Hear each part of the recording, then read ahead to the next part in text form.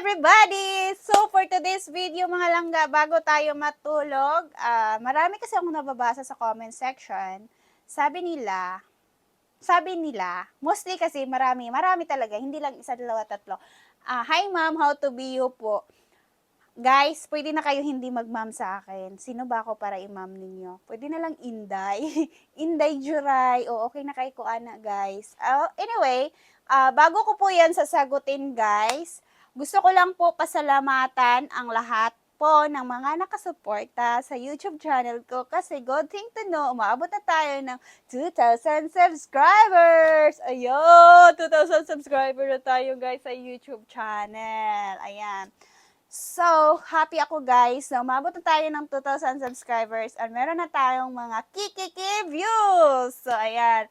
So, sana makasahod na naman tayo ulit para sa ating more on raffle. Ayan.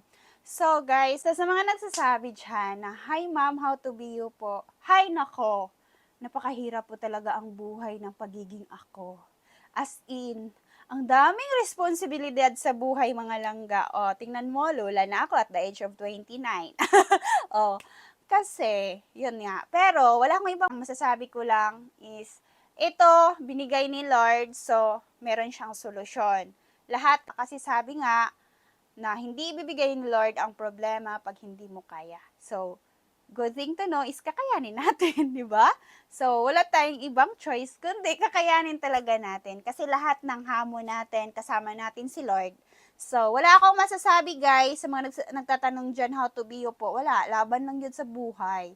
And ako kasi yung taong pasensyosa, aside from madiskarte, aside from rakitera, ako yung taong kahit pagod na ako, hindi ko iniintindi ang pagod. Ang iniintindi ko yung kinabukasan ng pamilya ko. So, everyday kahit walang benta, hala, go ahead. Everyday ginagawa ko as a basic routine ko yung pagiging online travel agent. Ayan. Kasi ano na siya yan, guys. Own franchise ko na yan sa biyahe ko. So, kailangan talaga siya i-manage ng maayos. And enjoy every moment para hindi po mauubos yung energy natin sa kakahanap buhay. So, that's it for today's video, guys. And amping kanunay!